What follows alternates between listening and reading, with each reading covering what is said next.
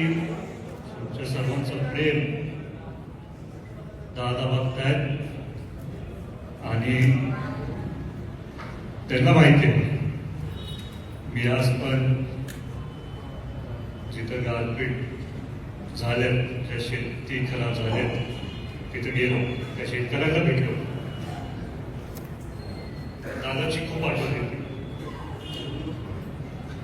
पण मला माहिती आहे ही बारामती सगळे बारामतीकर नुसतेच दादांचे आणि दादा सारखे बोलायचे ते आहेत कारण तुम्ही आहात म्हणून महाराष्ट्र आहे.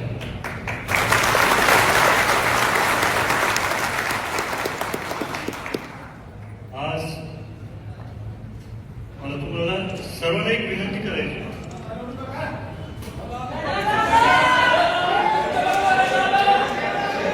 बोलू द्या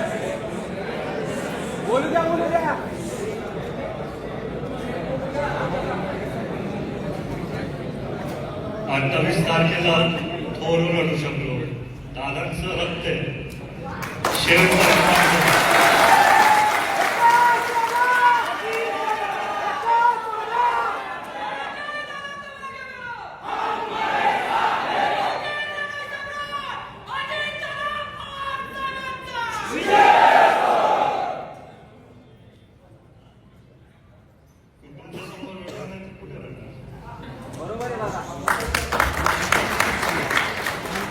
तर मला आपल्या सर्वांना विनंती करायची मी आज पण पत्रकारांनी मला प्रश्न विचारले दादा तुम्हाला काय वाटतं की विरोधकांनी ही निवडणूक लढायला पाहिजे का लोकसभेत पण मी बोलत आहे विधानसभेत पण बोललोय दादा आपल्यात नसतील पण आपल्या हृदयामध्ये आहेत सगळे गुण आपल्या सर्वांमध्ये आहेत त्याच्यामुळे मी त्यांना बोललो सगळ्यांनाच लढायचा अधिकार आहे पण बारामतीकरांनी ठरवलेलं आहे आधी पण ठरवलेलं आता पण ठरवणार भविष्यात पण ठरवणार कारण अनेक वर्षापासून जे विकासाच्या दिसत आहेत त्या आदरणीय दादांमुळे पवार साहेबांमुळे मी तुम्हाला माहिती आहे सगळ्या निवडणुकीत पूर्ण पवार कुटुंबाचा उल्लेख केला याआधी पण जे आधी भविष्यात पण ते करत जाईल कारण सगळ्याच पवार कुटुंबातल्या सदस्यांनी बारामतीच्या सगळ्याच कुटुंबातल्या सदस्यांनी एकत्रित येऊन काम केलं राजेंद्र काका असू द्या सुप्रताई असू द्या पवारसाहेब आहेत श्रीनिवास काका असू द्या दादांचं तर सगळ्यांना कायमच दिसत आलं आजपर्यंत सुनेत्रा वहिनी असू द्या त्यातल्या त्यात तुम्हाला सगळ्यांना एक सांगू इच्छितोय की आमच्या पिढीतल्या म्हणजे रोहितदादा पहाडदादा युगेंद्रदा मी आमच्या पिढीतला मीच होतो पहिल्यांदा त्यांनी प्रचार केला 2014 पर्यंत तेव्हा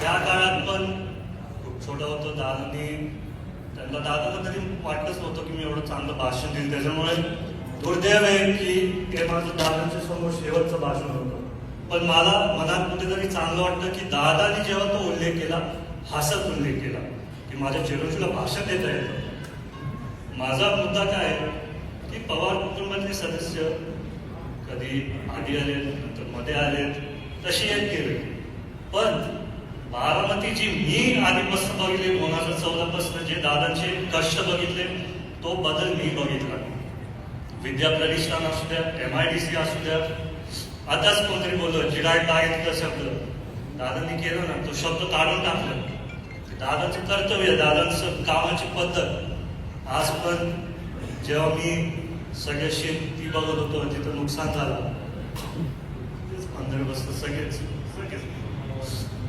तिथं दादाची आठवण का आली कारण मला कोणीतरी सांगितलं की दादा असे असते तर रात्रीच्या रात्री सगळे अधिकारी तिथं पोहोचले असते मी त्यांना बोललो रक्त तर आहे शिकतो थोडं येईल तुमच्याकडे येईल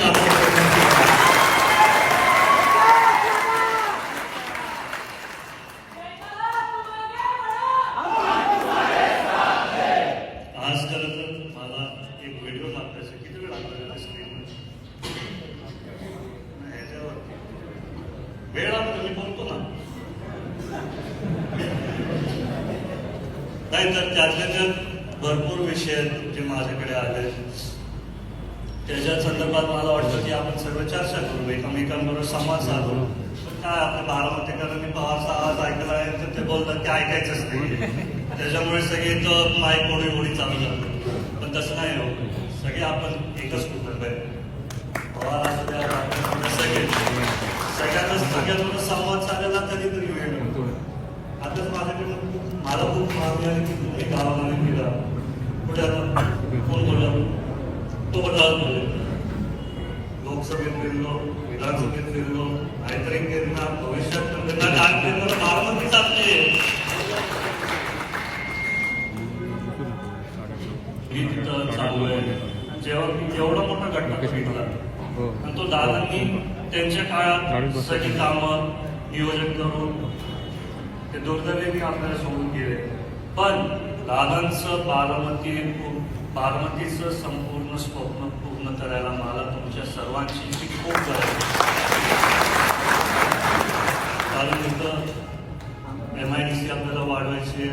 दादा असताना मीच त्यांना एक सूचना दिली की दादा कंपनीज आहेत पण आपल्याला थोडं वाढवायला पाहिजे. त्याच्यानंतर आम्ही काही लोकांशी बोललो, ते पण तिथं तयार झाले. मग त्याच्यानंतर 28 जानेवारी 2026 आपल्या सर्वांसाठी एक काळा दिवस. त्या दिवशी मला तर अजूनही विश्वास होत नाही. मला कधीतरी वाटतं की दादा दौऱ्यावरून परत येईल, कधीतरी वाटतं दादाचा फोन येईल. पण तुम्हा सर्वांना भेटून दादा तुमच्या सर्वांमध्ये मला दिसतं.